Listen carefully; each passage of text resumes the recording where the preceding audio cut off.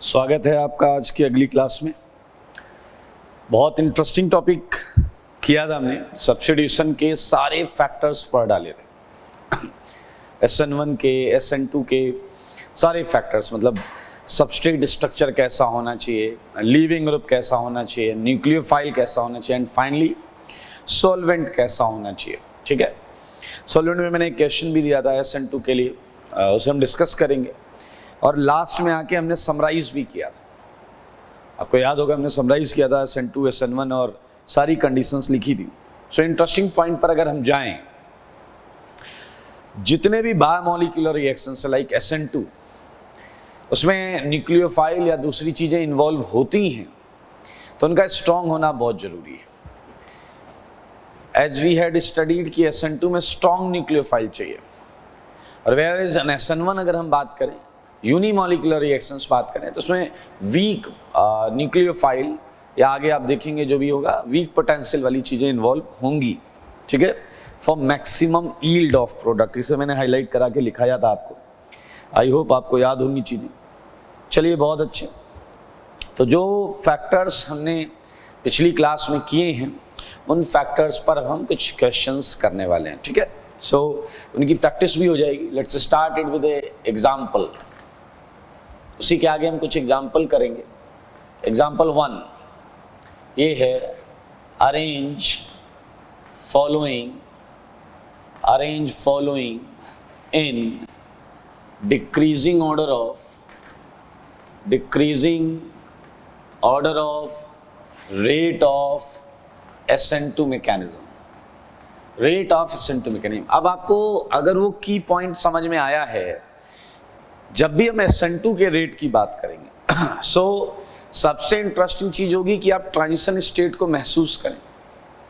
TS को हम देखें, TS में कैसा कैरेक्टर था, अगर आपको याद हो, एनायन लाइक कैरेक्टर था। ऑब्वियस जो SN2 रिएक्शंस हैं उसमें एनायन लाइक कैरेक्टर है, और उस एनायन लाइक कैरेक्टर को कैसे ग्रुप स्टेबलाइज कर रहे थे, इलेक्ट्रॉन विड्रॉइंग ग्रुप, जैसा कि हमने पढ़ा हुआ। तो बस आपको SN2 के रेट में हमेशा TS स्टेबिलिटी देखनी, और SN1 के रेट में क्या देखना था, अगर आपको याद हो, ease of dissociation, tendency of dissociation, ये देखना था। तो चलिए आइए कुछ क्वेश्चंस दे देता हूं मैं। पहले तो सिंपल वाला क्वेश्चन रखेंगे, CH3X CH3 CH2X। याद रखना, हम कभी भी दो वेरिएबल का क्वेश्चन एक साथ सॉल्व नहीं कर पाएंगे। आप जैसे इस क्वेश्चन में देखें तो यहाँ साइज जो है सबस्ट्रेट का वो बढ़ रहा है।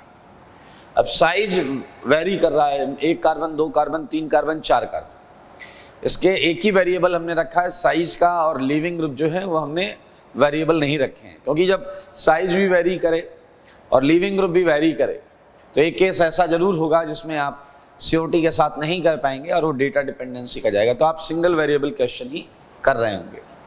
देख लें, ये क्वेश्चन हो गया सिंपल। ऐसे हम बहुत सारे क्वेश्चन और ले सकते हैं, like CH3 CH2X and CH3 CH2 CH2X। ठीक है, थर्ड पर चलते हैं।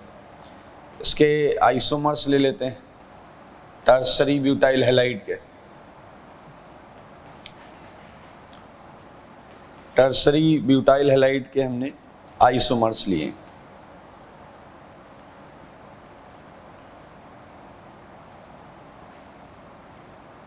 ये देख लें क्वेश्चंस, बहुत इजी क्वेश्चंस हैं। इनमें SN2 ऑर्डर लगाना है आपको।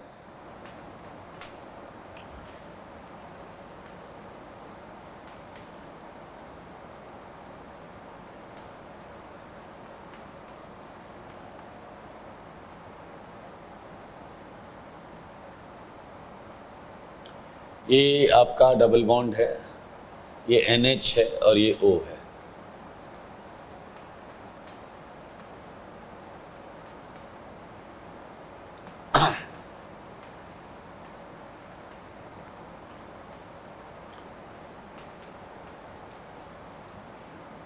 अब जैसे 7th क्वेश्चन में अगर आप देखेंगे, तो 7th क्वेश्चन में मैंने क्या किया, मैंने स्ट्रक्चर जो है वो फिक्स रख दिया और लीविंग ग्रुप बदल दिया। तो यहाँ एक ही वेरिएबल है और वो है लीविंग ग्रुप। ठीक है, only single variable that is leaving group, तो हमें ये सेम रखना पड़ेगा। ऐसा नहीं करूँ कि मैं 6 की रिंग में 4 की रिंग में आई दे दूं और 5 की रिंग में BR दे दूं, तो वो थोड़ा सा फिर आपको डेटा डिपेंडेंसी की तरफ ले जाएगा। तो ऐसे क्वेश्चंस हम बड़े आराम से कर सकते हैं।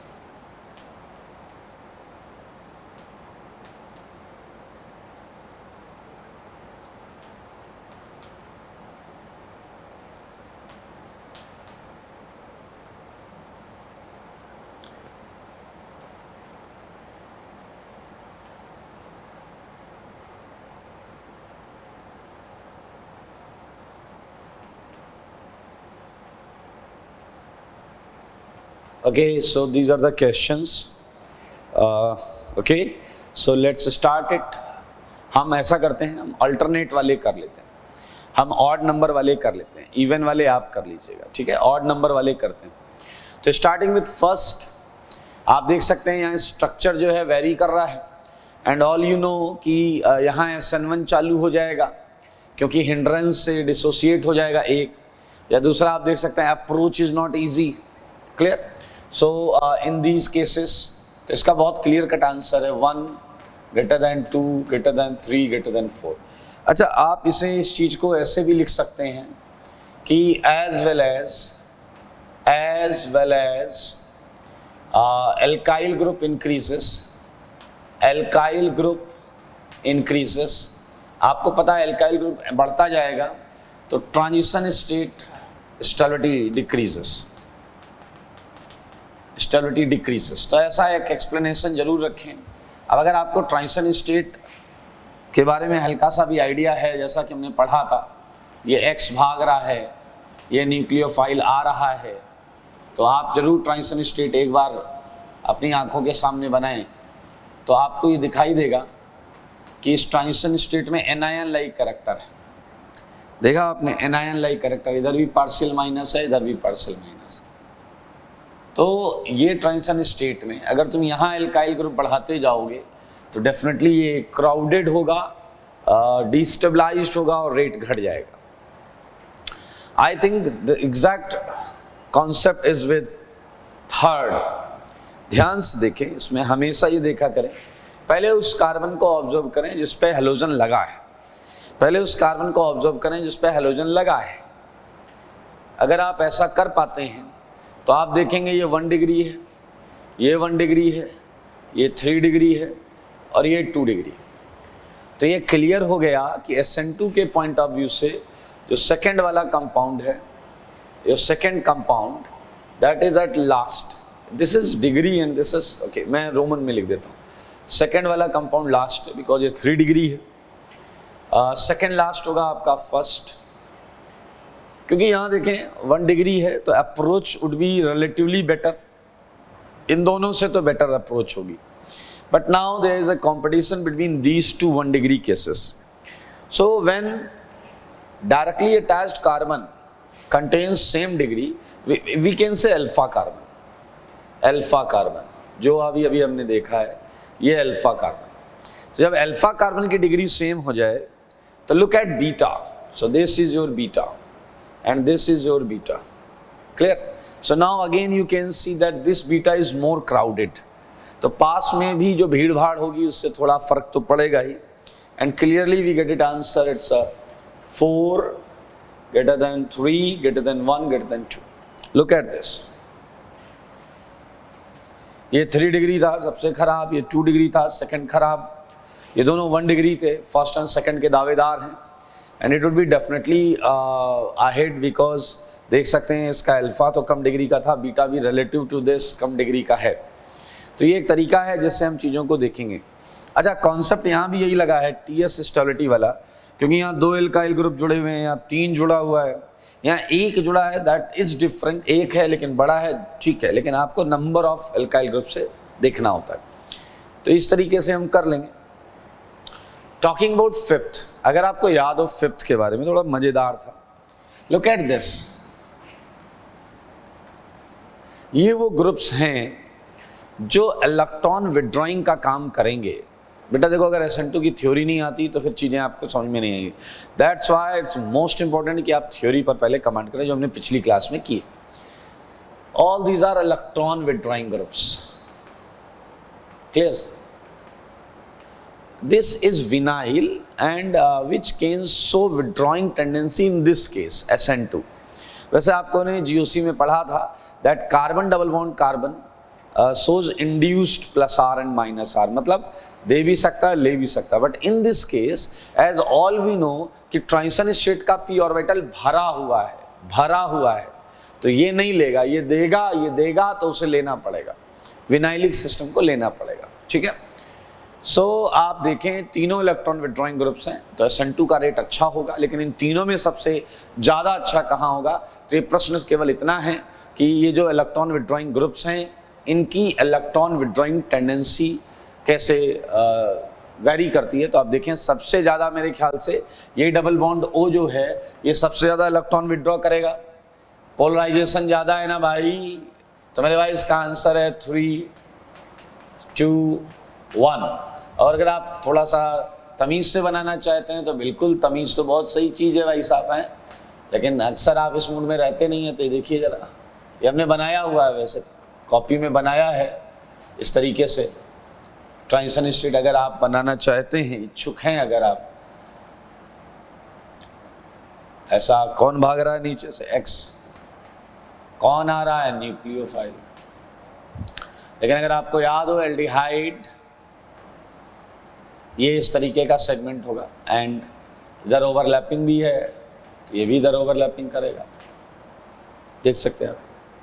And which kind of effect is shown by aldehyde, it's no doubt minus R and minus I, so strong minus R in between 3 of given questions, तो ये बहुत ज़्यादा हो गया। अरे 7 तो आपके बाएं हाथ का काम है, यहाँ देखो ये तो फिक्स है, and you can easily find out about stability leaving tendency, ठीक है, स्टेबिलिटी ऑफ लीविंग ग्रुप और leaving tendency. So it's a clear cut 1, 2, 3, 4, 1, 2, 3, 4। So I think आप कर लेंगे। तो मैंने 9 क्वेश्चन दिए हैं, मैं कुछ और क्वेश्चंस दूंगा, कर लें, ठीक है, ओके। सो मैं क्वेश्चंस जो दूंगा वो इसी में मैं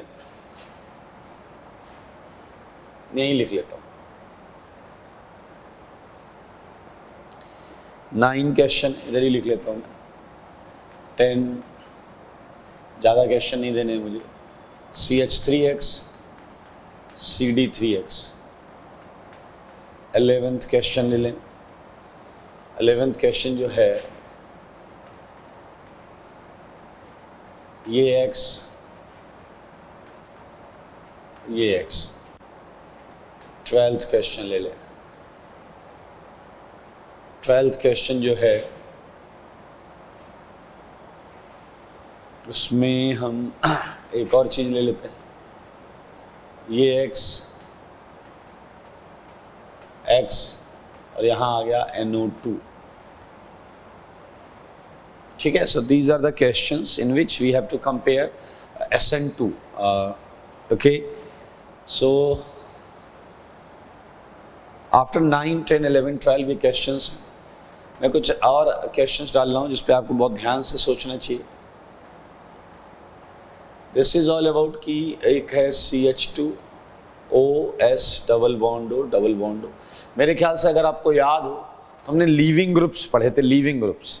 उसमें हमने पढ़ा था tosylate, brosylate, nosylate, triflate, mesylate. This is your mesylate leaving group, mesylate leaving group. So you have to compare in between these to.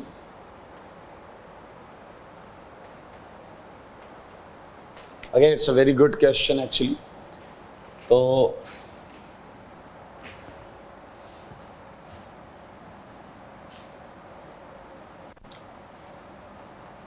ये SN2 कंपेयर करना है, ठीक है। SN2 का रेट कंपेयर करना बहुत आसान है। ये 1 डिग्री है, वही कॉन्सेप्ट है। 3 डिग्री है, एंड यू नो कि आपको क्या करना है। एंड 15th क्वेश्चन मैं और दे देता हूँ आपको, लास्ट क्वेश्चन, ठीक है, 15। तो in this question look at this is 2 degree and this is 1 degree, and you have to think smartly. ये 15th क्वेश्चन है, ठीक है। चलिए, सो नाउ ये SN2 के क्वेश्चंस कुछ हमने यहाँ कर लिए, कुछ आपको करके लाने हैं, तो मैं अब इन्हें हटा रहा हूँ और अब हम करेंगे क्वेश्चन वापस एक, लेकिन अब हम करेंगे रेट ऑफ SN1 के लिए। अच्छा, कुछ लोगों के दिमाग में ऐसा आ जाता है कि भैया अगर SN2 का रेट निकाल लिया है और SN1 का निकालना है तो SN2 का रेट निकाल के उल्टा कर दो। गलत है। अगर आप ये सोचते हैं तो आप गलत कर रहे हैं, क्योंकि आपको याद हो nature of living tendency, nature of living tendency में मैंने साफ साफ लिखाया है कि सिंस लिविंग ग्रुप का निकलना दोनों मैकेनिज्म का RDS है। SN2 का भी देखिए, उसमें भी CX बॉन्ड टूटता है और SN1 में भी RDS में CX बॉन्ड टूटता है। तो अगर दोनों मैकेनिज्म में CX बॉन्ड टूटता है तो लिविंग टेंडेंसी बढ़ने पर दोनों मैकेनिज्म SN1 का भी रेट बढ़ेगा और SN2 का भी रेट बढ़ेगा। यू कैन नॉट थिंक कि भैया SN1 का रेट आ गया उसका उल्टा कर देंगे SN2 का आ गया। They are not related like this. They are various compound जिसमें SN1 SN2 का ऑर्डर सेम होता है, उसमें SN1 SN2 का ऑर्डर सेम होता है, because they are not dependent actually. They are not dependent because there are various factors at which they depends. So they are not directly dependent on each other. Okay? They depends on factors जो हमने पिछली class में पढ़े हैं। So ऐसा बिल्कुल ना सोचें कि हमने SN1 का ऑर्डर निकाला उसे उल्टा करेंगे SN2 का आ जाएगा। एक आध केस में आएगा, but it's not a concept actually. And same with SN2। आइए, सो नाउ हमारा क्वेश्चन जो है वो क्वेश्चन चेंज हो गया है और ये हो गया है SN1 का, ये हो गया है SN1 का, ठीक है। ये SN1 का है और SN1 में आपको मैंने बताया हुआ है कि आपको ईज ऑफ डिसोसिएशन देखना है, आपको ये देखना है कि कितनी जल्दी डिसोसिएशन होता है, ठीक है। सो this is your question, question number 1, okay. So question number 2 वही है जो पहले था, 1 भी यही है।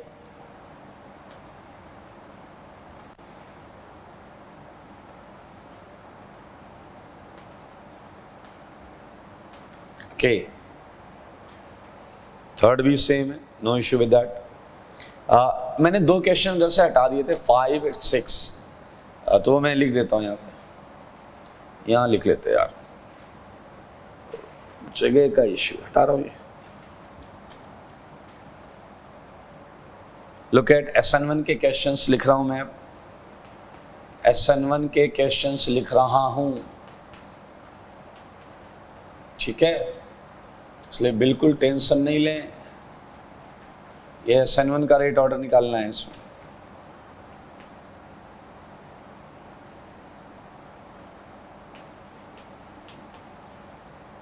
ठीक है, 5th क्वेश्चन जो है उसमें हम कर लेते हैं।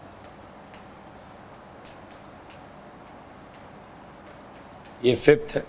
6 और 7 ध्यान से देखें आप, 6th question and 7th question बिल्कुल सेम होगा जो मैंने SN2 में दिया था, जो मैंने SN2 में दिया था, दे एग्जैक्टली सेम हियर। तो आप कॉपी कर लीजिएगा, 6 क्वेश्चन जो SN2 में था वही वाला, उसी में आपको निकालना है SN1 का ऑर्डर। 7th भी सेम है। And after 6 7th look at this is 8 है, 9 है, सेम क्वेश्चन है, सेम क्वेश्चन है। 10th क्वेश्चन अलग है, 10th क्वेश्चन अलग है। 10th क्वेश्चन ये है आपका CD3 और ये है CD3, ठीक है। तो इन दोनों में आप निकालेंगे 10th का। 11th ठीक है, सेम रख लेते हैं। 12th चेंज कर लेते हैं थोड़ा सा। 12th है CH3O, ठीक है, ये CH3O लगा है 12th। 13th का बहुत ज़्यादा लॉजिक नहीं होगा यहाँ पर, तो 13th भी चेंज कर लेते हैं, ठीक है। 13th में हम कर लेते हैं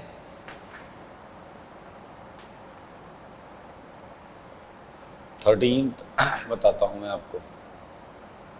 It is all about SN1, okay? So 1 is Cl35 and this is Cl37, ठीक है।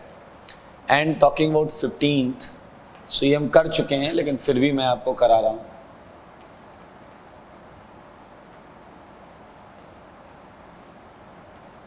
टर्सरी ब्यूटाइल 3 लगा दिए हैं। So look at again we have 15 question for SN1 and let's start it. हम अगेन फिर से क्या कर सकते हैं, ऑड नंबर ऑफ सॉल्व कर सकते हैं, और हमें देखना होता है ease of dissociation. So now look at this carbon, this carbon, this carbon and this carbon. सबसे पहले हम अल्फा कार्बन देखते हैं, तो ये अल्फा कार्बन है। Look at this alpha carbon, clear? And as we get it, this alpha is crowded. This alpha is crowded. 1, 2, 3 3 alkyl groups हैं, तो definitely इसकी वजह से इसका ease of dissociation fast है। यहाँ कम है थोड़ा सा crowding तो थोड़ा slow, यहाँ और कम है और slow, और ये so it's a very very clear that answer is 4, 3, 2, 1 and reason is again that is ease of dissociation. Reason is again that is ease of dissociation. If ease of dissociation किसी option में ना है, नहीं है, और आपसे पूछा जाए भी करेक्ट स्टेटमेंट क्या है, अगर ईज ऑफ डिसोसिएशन है तो आपको उसे मार्क करना पड़ेगा, और नहीं है तो फिर दिल पे पत्थर रख के वही पुराना राग गाएंगे, स्टेबिलिटी ऑफ कार्बोकेटायन, कि ये हटेगा तो केटायन बढ़िया बनेगा, ये हटेगा तो कम, वो और कम। समझ में? If there is a tendency of ease of dissociation in any of the option, and that would be our first choice. Look at third, it's a very important question. Third concept में कुछ नहीं है, but ये question important है, ये आ सकता है, ये आ सकता है, और यहाँ से आपके मन का भ्रम भी हटेगा। So first use that concept जो मैंने बताया आपको। So हम क्या करेंगे, हम जिस कार्बन पर ये लगा है अल्फा कार्बन, उसकी डिग्री चेक कर लेंगे। And you get it, it's a 2 degree, 2 alkyl groups repel करेंगे, it's a 3 degree, 3 alkyl groups repel करेंगे, इट्स अ 1 डिग्री, सो एक अल्काइल ग्रुप रिपेल करेगा, इट्स 1 डिग्री, एक अल्काइल ग्रुप रिपेल करेगा। So just think about ease of dissociation. Definitely आपको लगना चाहिए कि सेकंड वाला जो कंपाउंड है, जो सेकंड वाला कंपाउंड है उसमें ईज ऑफ डिसोसिएशन ज्यादा है, because it is more crowded. उसके बाद आएगा first. Now the question is, ये भी 1 डिग्री है और ये भी 1 डिग्री है, so when your alpha, when degree of your alpha is same, now think about degree of adjacent atom. मैंने पहले ही बोला था, this is your beta and this is your beta. Look at beta, look at beta, this beta is 2 degree and this beta is 3 degree. So again crowding यहाँ ज्यादा है, और due to having higher crowding इस पर repulsion ज्यादा लगेगा। So now think about ease of dissociation, तो ये जल्दी आसानी से निकल सकता है। तो मेरे भाई ये है इस क्वेश्चन का आंसर 2, 1, 3, 4। नाउ अगर आपने यहां थोड़ा सा आलस दिखाया और आप केटायन स्टेबिलिटी से गए, जैसा कि मैंने बोला था कई जगह पर लिखा होता है, तो 2 तो आपका सही जगह पर आएगा, 1 भी आपका सही जगह पर आएगा, but in 3 and 4 you would get 4 greater than 3, क्योंकि यहाँ जो प्लस आएगा उसके 2 अल्फा एच होंगे, और यहाँ जो प्लस आएगा उसका 1 अल्फा एच होगा। समझ में? रेट देखना है तो इमीडिएट फॉर्म्ड केटायन ही देखना है, उसके आगे का नहीं देखें। तो यहाँ जो केटायन आएगा उसका 1 अल्फा एच हाइपर कंजुगेशन, यहाँ जो आएगा 2। So that's actually not the primary concept. Cation बनेगा तो स्टेबिलिटी देखोगे ना। So first think about those possibilities by which cation is going to be form, okay? So that it's a good question, and interestingly मैं आपको बताऊं, ये question 12th NCERT के first chapter, 12th chemistry NCERT के first chapter में solved example है। It's a completely solved example, okay? So I think easy. तो एक और करते हैं, इट्स अ 5th। अरे आसान है यार। Think again think about ease of dissociation. तो ये मैंने बिल्कुल क्लास में लिया हुआ है, ये मैंने बिल्कुल क्लास में लिया हुआ है कि एनजीपी याद है ना, ये इसे असिस्ट कर देगा। ये कहेगा निकलो इधर से भैया, ऑक्सीजन का लोन पेयर इसकी हेल्प करेगा यहाँ से निकलने में। तो आप देख सकते हैं यहाँ पर डिसोसिएशन फास्ट होगा, and it's no doubt 1 greater than 2, 1 greater than 2। अब आप कहोगे तो ऑक्सीजन को यहाँ किसने रोका है, आप ये भी बोलोगे ऑक्सीजन को यहाँ किसने रोका है। So I think it's quite easy to understand कि एडजेसेंट पर ऑक्सीजन है वो सिग्मा एंटी बॉन्डिंग के बहुत क्लोज है एंड अपने इलेक्ट्रॉन डेंसिटी इसमें रख सकता है, इंटरेक्ट कर सकता है एंड पार्टिसिपेट कर सकता है डिसोसिएशन में। सो 7th वाला क्वेश्चन लीविंग ग्रुप वाला था IBrClF एंड अगेन आप देख सकते हैं कि उसमें क्या है IBrClF वाले में स्ट्रक्चर सेम है, लीविंग टेंडेंसी चेंज हो रही है। सो 7th का आंसर वही आने वाला है 1 2 3 4 1 2 3 4। So easy. So now I think 7th के आगे अब आप सारे इवन ऑड सारे कर लीजिएगा, ट्राई करिएगा, विल डिस्कस इट। ठीक है, तो ये था SN2 और SN1 के कुछ एप्लीकेशंस जो हमने SN1 SN2 के फैक्टर्स पढ़े हैं, उन्हें अप्लाई करने के लिए हमने यहाँ पर रखा है। तो अगर आपको याद हो तो हम SN1 पढ़ चुके हैं, क्या होता है, कैसे होता है, कहाँ होता है और इसके लिए बेस्ट कंडीशंस क्या होती हैं, बोले तो फैक्टर्स हमने ये पढ़ लिया। ठीक है, now talking about SN1 SN2 questions, हमने ये भी पढ़ा था SN1 डैश क्या होता है, SN2 डैश क्या होता है। ठीक है, ये सारी चीजें हमने पढ़ ली और अब हम आगे बढ़ेंगे। ये चीज हटा देते हैं। ये सेकेंड एग्जाम्पल था SN1 वाला।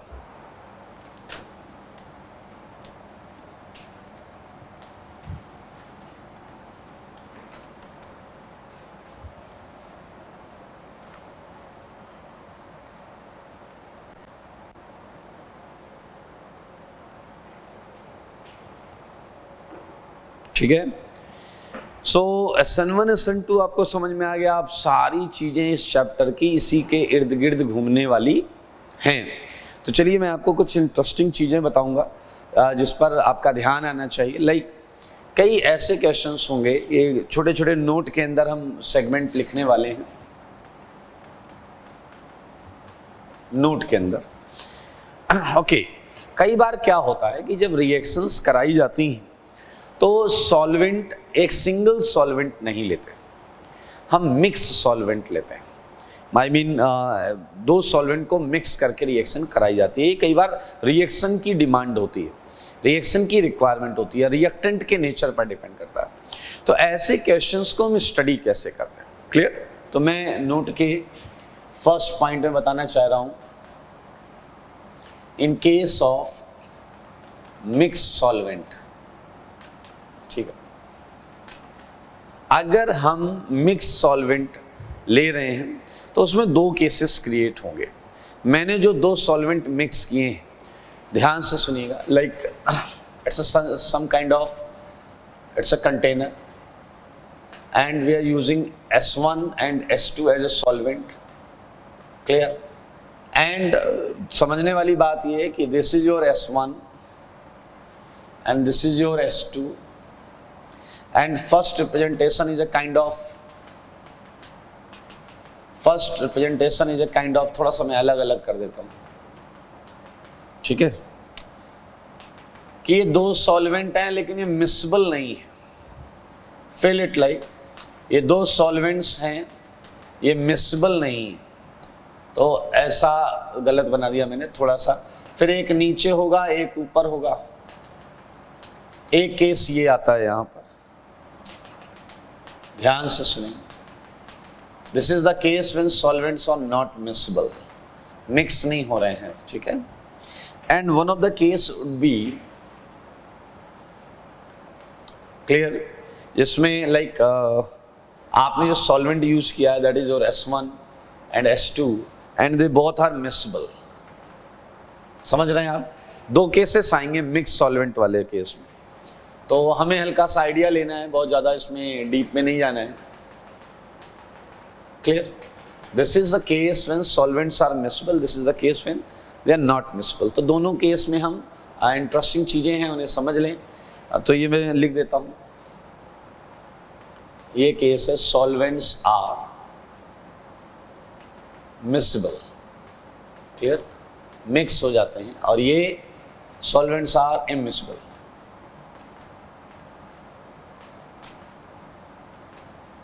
इमिक्सबल, आइए तो मेरे भाई पहले इस केस को स्टडी करते हैं, फिर इस केस को कर लेते हैं। इजी केस है, लाइक स्टार्टिंग विद एग्जाम्पल कि अगर इस कंटेनर के अंदर मैं ये डाल दूँ, ठीक है, इस कंटेनर के अंदर मैं ये डाल दूँ, एंड ये एग्जाम्पल के पॉइंट ऑफ व्यू से देखिए आप, एक एग्जाम्पल मैंने लिया। पहले हम इंडिविजुअल सोचते हैं कि ये देखिए, सारे लोग देखिएगा, अच्छा लगेगा, ठीक है। This is 2 degree substrate, 2 degree substrate, and we are using a nucleophile. We are using a nucleophile in water for a second. तो ये हो गया S1 solvent, solvent हो गया S1, ठीक है। Now think about one more case, that is a nucleophile and we are using it in DMSO. ये S2 हो गया। DMSO आपको याद हो, पोलर सॉल्वेंट होता था बट अप्रोटिक होता था, एंड वाटर तो पोलर होता है aprotic, but both are polar, that's why they can be mix. Okay, so ये S1 है, ये S2 है।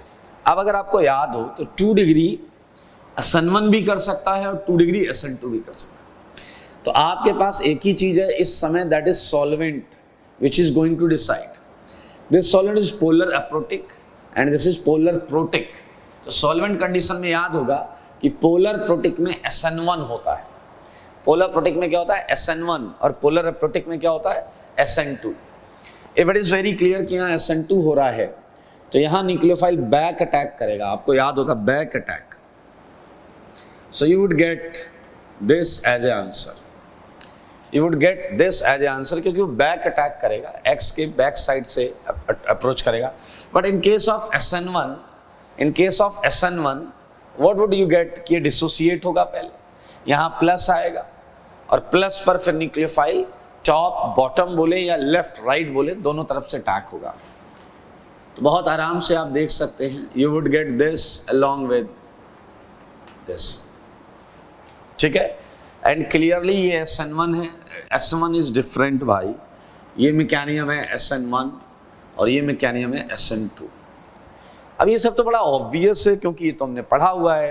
तो अगर मैं आपसे ऊपर वाले रिएक्शन के रेट की बात करूं RSN1, तो आप क्या करने वाले हो, KSN1 जो उसका कांस्टेंट है, रेट और फिर आएगा, आपको याद है इसमें केवल हैलाइड कंसंट्रेशन आता था, SN1 के नोट में हमने लिखा हुआ है। इस रिएक्शन का रेट तुम इस इक्वेशन से निकालोगे, इस इक्वेशन से निकालोगे। और अगर मैं आपसे पूछूं कि नीचे वाली रिएक्शन का रेट क्या है, तो इसमें अगर आपको याद हो कांस्टेंट KSN2, तो ये इसके साथ साथ न्यूक्लियोफाइल पर भी डिपेंड करेगा, that is SN2। But now what would happen जब ये केस आएगा कि न्यूक्लियोफाइल तो है और साथ में S1 प्लस S2 है, and to make situation very clear, I'm writing it 50% SN1 and 50% SN2. Don't focus on percentage. Don't focus on percentage। ये तो मैंने ऐसा लिखा है कि आपको लगे यहाँ दोनों का ठीक ठीक अमाउंट लिया गया, दोनों का ठीक ठीक अमाउंट लिया गया, ठीक है। So when mixed solvent is there, you won't deny कि अब रिएक्शन SN1 के रास्ते से भी चलेगी और SN2 के रास्ते से भी चलेगी। लुक एट दिस, ये भी मिलेगा। ये मैंने अलग अलग क्यों लिखा है डैश वाला, क्योंकि आप समझ सकते हैं दिस इज द पार्ट जो SN1 के रास्ते से आंसर से आया होगा, ये SN1 के रास्ते से आंसर आया होगा और ये SN2 के रास्ते से आंसर आया होगा। तो बड़े अच्छे क्वेश्चन बन सकते हैं। डैश वाले का परसेंटेज पूछ लिया जाए तो यहाँ से भी और यहाँ से जो होगा, अगर आप देखें थोड़ा सा बुद्धि लगाएं, in first case percentage of these two products would be very close, percentage of these two products would be very close, because आपको पता है SN1 में कैटायन बनता है, top bottom attack, so probability is very very much similar. तो अगर same है तो आप देख सकते हैं इनका परसेंटेज एक जैसा होगा। तो अगर हमें टोटल का परसेंटेज दिया जाए तो हम उसे डिवाइड करके 2 से इसका निकाल सकते हैं, और SN2 का है तो ऐड कर हो सकता है ना। फिलहाल आप देख सकते हैं कि ये मिक्स सॉल्वेंट रिएक्शन है, and in this case we are considering that these two solvents are miscible, obviously because both solvents are polar. Polar है भाई, पोलर है। तो अब हम बात करेंगे सेकंड वाले रिएक्शन की रेट की। Okay, so now talking about rate of second reaction. तो मेरे भाई आपने देखा इसमें SN1 भी हुआ है और SN2 भी हुआ है। तो पर सेकंड जितने प्रोडक्ट SN1 से बने हैं प्लस पर सेकंड जितने प्रोडक्ट SN2 से बने वही इसका रेट होगा। भाई ओवरऑल रिएक्शन ने पर सेकंड कितना प्रोडक्ट दिया ये तो इस बात पर डिपेंड करेगा ना, पर सेकंड SN1 वाले रास्ते से कितना आंसर आया और SN2 वाले रास्ते से। तो quite easy, it is RSN1 plus RSN2. So such kind of reactions rate can be easily calculated by simple sum, algebraic sum R equal to RSN1 RSN2 रख दीजिए आप। So you would have RX in common, okay? So ये आ जाएगा आपका KSN1 plus KSN2 along with nucleophile। ये आपका net rate है R। Now the thing is this कि अगर आपसे ये पूछ लिया जाए इस रिएक्शन में SN1 से कितना प्रोडक्ट आया है और SN2 से, तो मेरे ख्याल से परसेंटेज निकालना आप बचपन में सीख गए थे। तो अगर मैं percentage of SN1 product, percentage of product SN1 रास्ते से जो आया है ये निकालने के लिए कहूं तो मेरे ख्याल से it would be very easy, RSN1 upon R into 100, RSN1 upon R into 100, rate of SN1 upon total rate into 100। मेरे ख्याल से you can easily calculate it, बहुत आसान है ये। तो अगर मैं इसे कैलकुलेट करता हूँ तो देखें RSN1 में भी RX है और नेट R में भी RX है, that would be cancel out और ये आएगा आपका क्या KSN1 upon आ जाएगा KSN1 प्लस KSN2।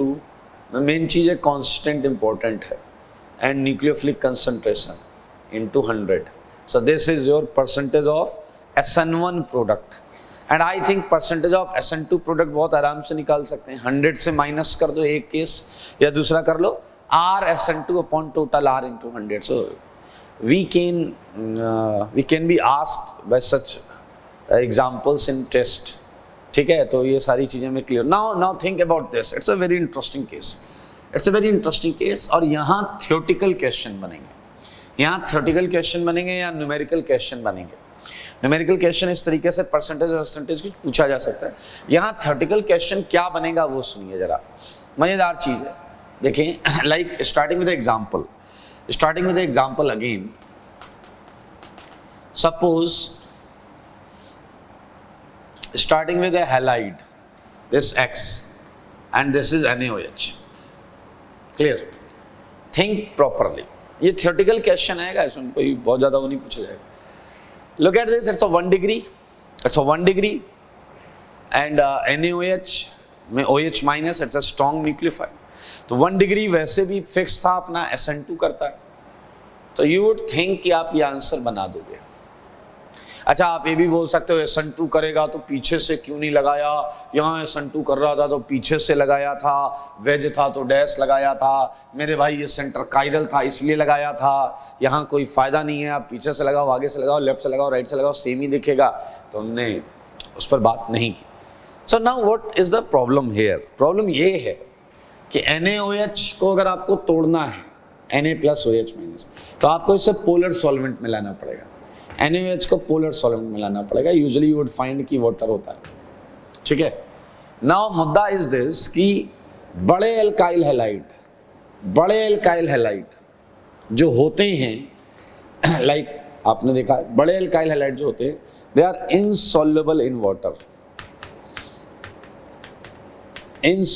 वाटर, ये वाटर में सॉल्युबल नहीं होते। So now it's a problem, ये कहाँ सॉल्युबल होते हैं? Almost you can say weakly polar and non polar solvents, weakly polar या नॉन पोलर सॉल्वेंट्स में ये सॉल्युबल होते हैं, ठीक है। सो वी कैन राइट की first point and soluble in weakly polar और non polar, basically non polar, ठीक है। अब मुद्दा आप समझो, when you are mixing these two, तो हैलाइड S1 में है, यहां पड़ा हुआ है, NaOH वाटर में वो यहां पड़ा हुआ है, this is your S2, look at clearly, this is your S2, and non polar को मैं मान लेता हूं like CCl4, this is your what, S1. So these two are not going to mix with each other. These two are not going to mix with each other. So actually ये reaction होनी नहीं चाहिए, जो इतनी ordinary दिख रही है ये रिएक्शन होनी नहीं चाहिए, लेकिन हमारी प्रॉब्लम ये है कि रिएक्शन कैसे हुई होगी, ये आंसर कैसे आया होगा। कोई तो ऐसी चीज है, कोई तो ऐसा कॉन्सेप्ट है जो यहाँ बताया नहीं गया बट यूज किया गया, क्योंकि ये बहुत क्लियर है, ये जिस सॉल्वेंट में पड़ा है और ये जिस सॉल्वेंट में पड़ा है वो सॉल्वेंट मिक्स नहीं हो रहे हैं। तो कोई तो ऐसा फंडा है, कोई तो ऐसा लॉजिक है, कोई तो ऐसा कॉन्सेप्ट है जो यहाँ यूज किया गया है, तभी ये रिएक्शन होगी, अदरवाइज रिएक्शन नहीं हुई होगी। तो मेरे भाई बिल्कुल सही है, ऐसी रिएक्शंस में हम एक कैटलिस्ट यूज करते हैं और उस कैटलिस्ट का ही काम होता है कि एक सॉल्वेंट जोन से रिएक्टेंट मॉलिक्यूल को लेकर दूसरे सॉल्वेंट जोन में जाकर रिएक्शन कराना, and this is called phase transfer catalyst, phase transfer catalyst, phase transfer catalyst. And usually you would find कि फेज ट्रांसफर कैटलिस्ट जो हैं ये कॉम्प्लेक्स कंपाउंड्स होते हैं, कोऑर्डिनेशन कंपाउंड्स होते हैं। अगर आईओसी में आपने सुना है, नहीं सुना है तो मैं एक एग्जांपल दे रहा हूं, look at this ammonium salt, this ammonium salt, this ammonium salt, why it can be have like a phase transfer catalyst, because look at this, there is 4R, and because of these R जो होते हैं वो hydrophobic होते हैं, जल को पसंद नहीं करते, जल को पसंद नहीं करते। एल्काइल, मिथाइल, इथाइल, आर तो एल्काइल ग्रुप होगा। 4 आर होने की वजह से ये वाटर में मतलब R, presence of R suppressed possibility of solvation in water, ये वाटर में मिक्स होने के को अपोज करते हैं, ठीक है। वेयरएज प्रेजेंस ऑफ चार्ज इसे पोलर मीडियम में सरवाइव करने का एक चांस देता है। तो आप समझें, इसे दोनों फेवरेबल कंडीशन बोलते हैं। Because of R it can survive in non polar, and because of charge it can survive in polar solvent. So this is all about ये फेज ट्रांसफर कैटलिस्ट है, which is used to carry out reactants in between solvents। तो ये बिल्कुल क्या करेगा, यहाँ phase transfer catalyst यहाँ से लेकर रिएक्टेंट को यहाँ जाएगा, यहाँ रिएक्शन होगी और जो उसमें फिर से ऐसा पार्ट निकलेगा कि जिसे यहाँ रहना है उस पार्ट को लेकर यहाँ आ जाएगा। So even I can show this reaction, थोड़ा सा बड़ा कर देता हूँ मैं, थोड़ा सा इसे बड़ा कर देता हूँ कंटेनर को, ठीक है। सो नाउ ये इधर S1 है, तो इट्स समथिंग लाइक कि R4N प्लस, ठीक है। बिलीव कंसिडर इट लाइक ये वाटर है, ये वाटर हो गया, फिर S1 इज वाटर, ठीक है, सॉरी OH माइनस, हाँ S1 वाटर है तो इसमें क्या पड़ा होगा OH माइनस, तो R4N प्लस OH माइनस को पोलर प्रोटिक सॉल्वेंट, ये पोलर प्रोटिक सॉल्वेंट है, वाटर है, PPS यहां से लेकर यहां गया, क्योंकि it can survive in both solvents, तो यहां आएगा R4N प्लस OH माइनस और ये क्या है NPS, ठीक है। और यहाँ ये रिएक्शन करेगा आपके एल्काइल हैलाइड से। This is your alkyl halide, let us consider it's RX, clear. तो OH अटैक करेगा, OH अटैक करेगा R पर, तो what would you gate? OHR alcohol मिलेगा ना, एल्कोहल, ध्यान से देखो। और साथ में क्या मिलेगा? ये X निकलने को तैयार नहीं होगा क्योंकि X माइनस निकलेगा, ये अटैक करेगा, X माइनस निकलेगा, तो X निकलने को तैयार नहीं है क्योंकि ये सॉल्वेंट कौन सा है? ये नॉन पोलर है, आई मीन CCl4। तो नॉन पोलर में X माइनस रह नहीं सकता, तो ये निकलने को तैयार नहीं है, तो ये R4N+ क्या बोलेगा? डोंट वरी, मैं हूं ना।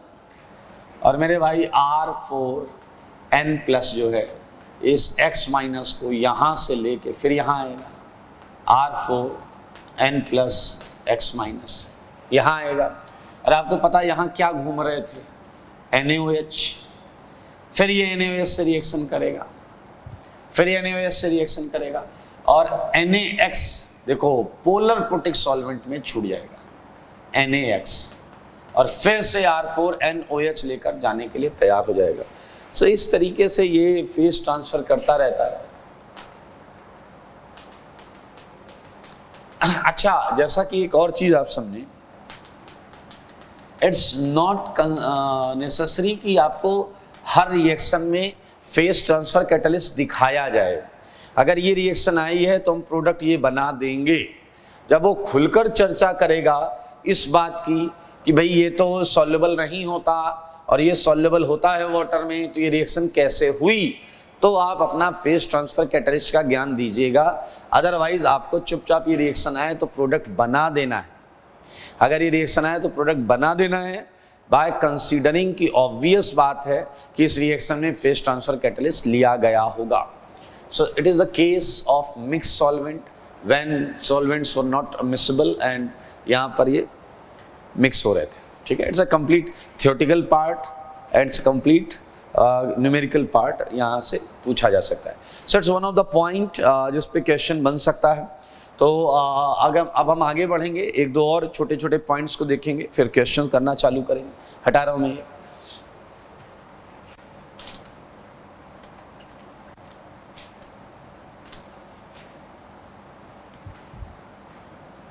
ये थियोरेटिकल है, इसे पूरा सा पढ़ लीजिएगा अच्छी तरीके से।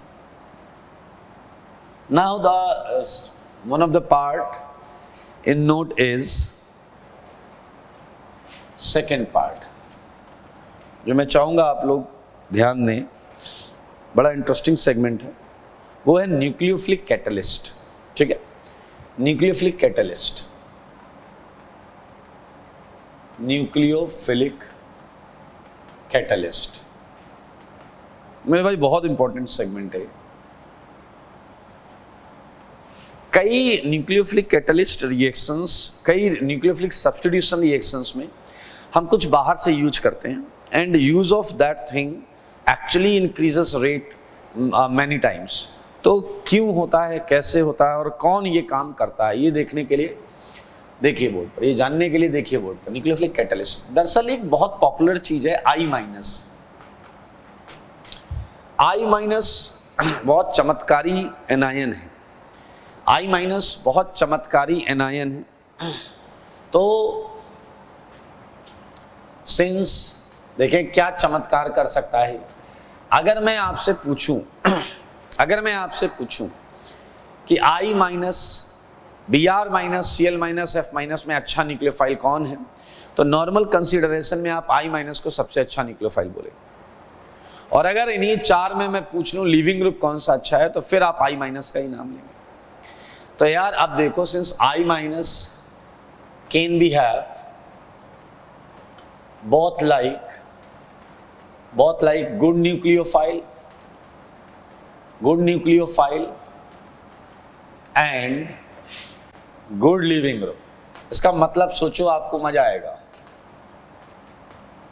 इसका मतलब है अगर निकलने की बारी है तो ये सबसे ज्यादा स्ट्रॉन्ग दावेदारी रख रहा है कि मैं निकलूंगा, और अगर अटैक करने की बारी है तो कह रहा है मैं सबसे जल्दी अटैक करूंगा। Because of that I minus can we have like a nucleophilic catalyst in most of the substitution reaction. Hence NaI की जगह पोटेशियम आयोडाइड भी ले सकते हैं, can be used as nucleophilic catalyst, as nucleophilic catalyst in most SN reactions. SN reactions समझ गए होंगे, substitution reactions. Clear? SN reactions. आइए एक एग्जाम्पल करते हैं. This is your RX, ठीक है, and this is your nucleophile. You would get answer nucleophile R plus X minus. Clear? तो R में CH3 अगर दिखा दूं तो क्या आपके भेजे में ये चला गया कि SN2 reaction? I think very obvious. अगर ये छोटा वाला तो SN2 करने के लिए पैदा हुआ है, आपको याद होगा, ये बात नहीं कर रहे, बट एक कॉमन सेंस है कि SN2 है, ठीक है, इट्स अ रिएक्शन A. लेकिन ये देखा गया है कि अगर इसी रिएक्शन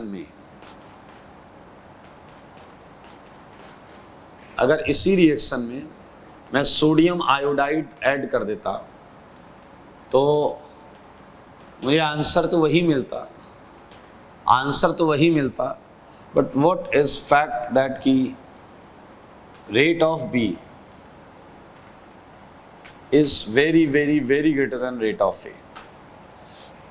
रेट ऑफ बी बहुत ज्यादा होता ए के रेट से. ये जानने के लिए बहुत आसानी से हम मैकेनिज्म देख सकते हैं. CH3 छोटे एक कार्बन पर तो SN2 ही हो सकता है, SN1 होता ही नहीं. सो आई थिंक यहाँ ये हुआ होगा. सो you would gate nucleophile CH3 plus X minus. आपको याद होगा इलेक्ट्रोफाइल न्यूक्लियोफाइल में हमने इसे इलेक्ट्रोफाइल ही माना हुआ है. सो this is the answer. But what happens in this case, since I minus is better nucleophile, तो वो इस न्यूक्लियोफाइल को हटाकर खुद पार्टिसिपेट करता है. यानी कि CH3X जो है, अगर मैं इसके मैकेनिज्म की बात करूं, clear? So in this case I minus participates itself in substitution, ध्यान से देखिए, and you would gate ICH3. ध्यान से सुनना. अब आपका न्यूक्लियोफाइल जो है, देखो, why this step is faster, because I minus is a better nucleophile than nucleophile, this given nucleophile, तो ये step fast हो गया इससे. Now why this step is faster than this step, because यहाँ इस न्यूक्लियोफाइल को एक बेहतरीन लिविंग ग्रुप को हटाना पड़ रहा है rather than a general living group. That's why it's very very clear कि आपको यहाँ पर जो भी चीज़ है NaI या X जो भी वो मिल जाएगी. देखिए आंसर, we're getting answer. आप एक चीज जरूर यहां ट्रैप कर सकते हैं कि सर अगर ये सेंटर कायरल होता, ध्यान से सुन, अगर ये सेंटर कायरल होता तो आपको प्रोडक्ट अलग दिखती, क्योंकि देखो इसमें तुमने एक बार बैक अटैक कराया, जबकि यहां तुमने 2 बार बैक अटैक कराया. आई ने एक बार अटैक किया, एक बार इसने अटैक किया.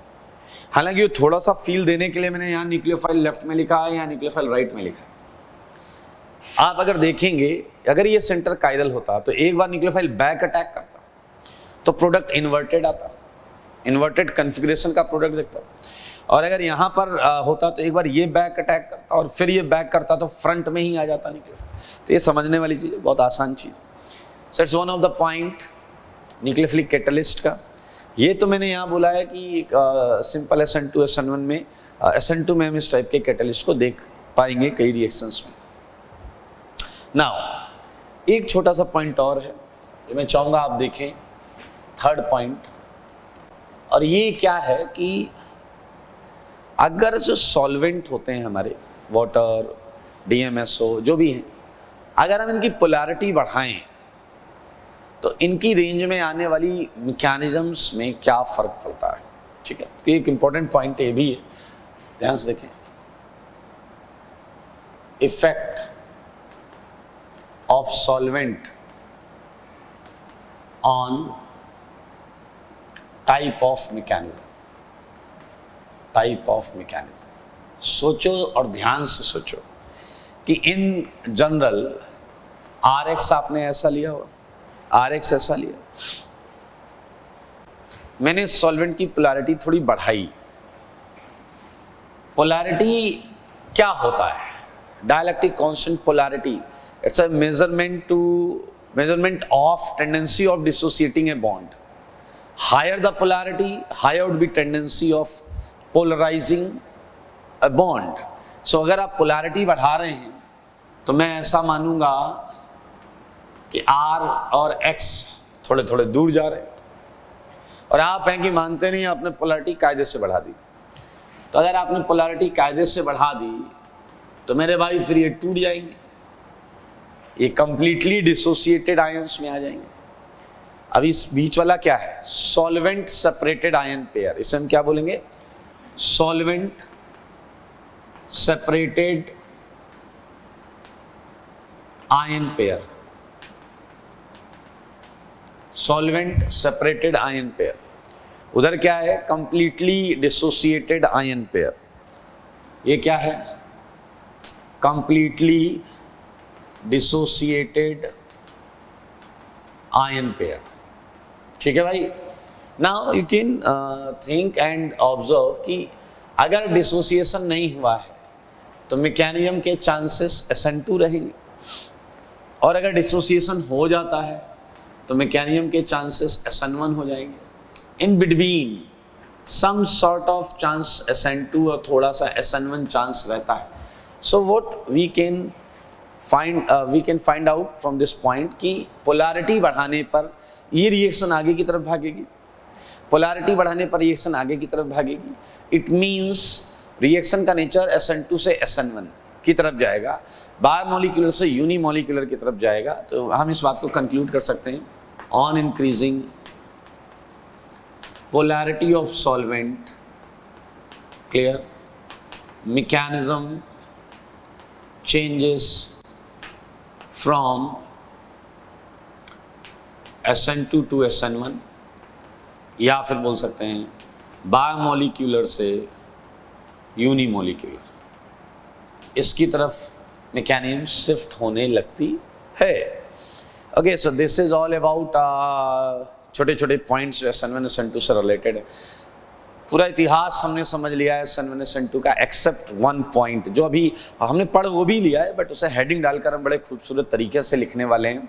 वो ये पॉइंट है कि SN2 में आपको पता है बैक अटैक होता है, तो हम इस पर चर्चा करेंगे। ये स्टीरियो केमिस्ट्री ऑफ SN2 की बात कर रहे हैं। स्टीरियो केमिस्ट्री ऑफ SN2 का मतलब है कि जो प्रोडक्ट SN2 मैकेनिज्म से आएगी, जो प्रोडक्ट SN2 मैकेनिज्म से आएगी, उस प्रोडक्ट का स्टीरियो केमिस्ट्री पर हम चर्चा करेंगे with respect to stereochemistry of reactant, या फिर with respect to stereochemistry of substrate. Okay, तो ये पॉइंट मैं हटा रहा हूं, देख ले। इंटरेस्टिंग पॉइंट्स है भाई साहब, मजेदार पॉइंट्स हैं, हटा रहा हूं।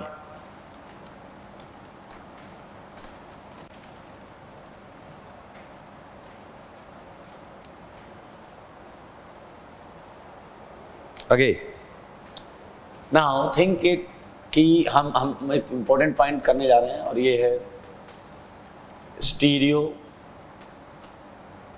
Chemistry of SN2 mechanism. ठीक है ना?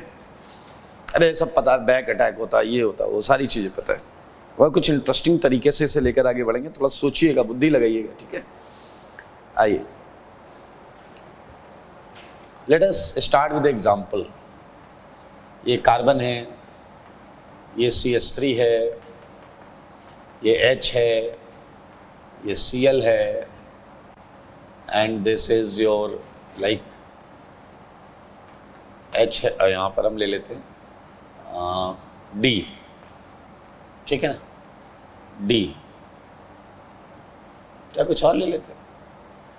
CH2 CH3 ले लेते हैं, चलो ठीक है। CH2 CH3 2 degree halide, 2 degree halide and chiral है, ऑप्टिकली प्योर है।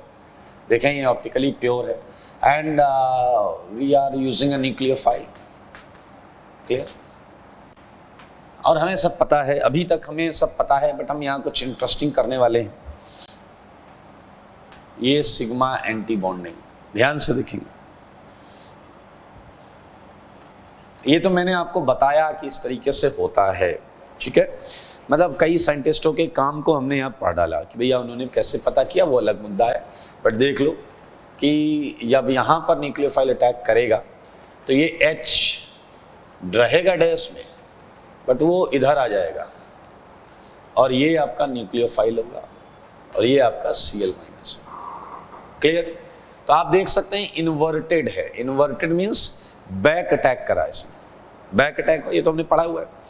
तो मेरे भाई जो प्रोडक्ट है ये इन्वर्टेड प्रोडक्ट है, इन्वर्टेड प्रोडक्ट, और इसे हम बोलते हैं, this phenomena is studied by a scientist name as Walden. तो phenomena is known as Walden inversion.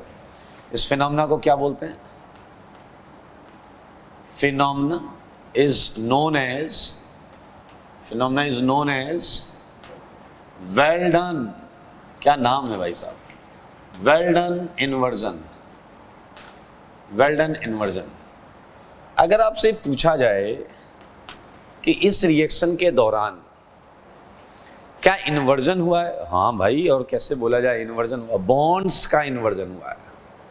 यही बॉन्ड्स मैंने पहले ही बताया, CH3 ऊपर ही है, H इधर आ गया, अंदर ही है बट इधर आ गया, इथाइल बाहर ही है बट इधर आ गया, टिल्ट हो गया। जैसे छाता हवा में पलट जाता है ना, छाता खोलिए ऐसे हवा में वहीं पलट जाता है ऐसे। तो देखो ये पोर्शन छाते का आपकी तरफ था, वो अभी भी आपकी तरफ है, ऐसे पलट गया। तो ये वेल्डन इन्वर्जन है। तो इन्वर्जन हुआ है। अब इस चीज को समझना पड़ेगा। Bonds get inverted. Clear? Now the मुद्दा इज, अगर मैं आपसे पूछूं क्या रिएक्टेंट का जो कॉन्फ़िगरेशन है, क्या रिएक्टेंट का जो कॉन्फ़िगरेशन है वो प्रोडक्ट में बदल गया है या सेम है? तो ये डिपेंड करेगा अगर हम एब्सोल्यूट कॉन्फ़िगरेशन के बारे में बात कर रहे हैं तो। ध्यान से सुनिए, आपको अगर ऑप्टिकल में एब्सोल्यूट कॉन्फ़िगरेशन थोड़ा बहुत भी याद है, दैट वाज RS, याद आया आपको? RS may or may not be changed, may or may not be changed during reaction। Okay, मतलब क्या है? ये कोई जरूरी नहीं है कि अगर ये R है तो वो S आएगा, क्योंकि R है तो क्या आएगा ये तो CIP प्रायोरिटी डिसाइड करेगा। अगर बैक अटैक होने के बाद भी CIP प्रायोरिटी सीक्वेंस, CIP तो सुना है कि भूल गए? कॉर्न इन गोल्ड प्रीलॉग, GI में पढ़ा था, GI के बाद हमने ऑप्टिकल में भी यूज किया था, EZ में GI में यूज किया था, RS ऑप्टिकल में यूज किया। तो अगर आपके बैक अटैक से CIP प्रायोरिटी चेंज हुई नहीं तो R था तो R रहेगा, S था तो S रहेगा, और अगर चेंज हो गई तो R से S हो जाएगा। तो साफ साफ लिखा है एब्सोल्यूट कॉन्फ़िगरेशन मे और मे नॉट बी चेंज्ड। ये बहुत सिंपल है, आप कर सकते हैं। लाइक देखिए, अगर OH माइनस है, मैं आपको सिंपल बता रहा हूँ, अगर ये OH माइनस है तो चेंज हो जाएगा, ठीक है। लेकिन मान लो मैं यहाँ सल्फर ऑलरेडी लगा दूँ, सल्फर SCH3, तो OH अटैक कराओगे। अभी क्या हो रहा है, ये हटने के बाद OH की फर्स्ट प्रायोरिटी आ जाएगी। लेकिन अगर मैं यहाँ कुछ सल्फर वाली चीज डाल दूँ तो ये हटने के बाद इसकी जो लगेगा OH, उसकी फर्स्ट प्रायोरिटी नहीं आएगी, सल्फर वाले की फर्स्ट प्रायोरिटी। तो यू वुड गेट की कोई प्रायोरिटी चेंज नहीं होगी। ओके, सो ये स्टीरियोकेमिस्ट्री ऑफ SN2 मैकेनिज्म में मैंने एक पॉइंट बताया है, और इसमें हम अगली क्लास में ये करने वाले हैं कि कैसे पता किया गया होगा कि SN2 में इन्वर्जन होता है। मतलब लेबोरेटरी वाली बात हम करेंगे कि कैसे पता किया गया होगा कि एक्चुअली बैक अटैक हुआ है, ठीक है। तो आज के लिए इतना ही। बड़ा मज़ेदार इंटरेस्टिंग टॉपिक है, तो ये आप लोग बहुत अच्छा करें, बहुत अच्छा पढ़ते रहें। और अब आपका होमवर्क में जो मैंने पहले सीट दी थी जिसमें रेडिकल और मैकेनिज्म था, वो पूरी सीट फिनिश कर लें, ठीक है। पूरी सीट करनी है आप। आज के लिए इतना ही। Thank you.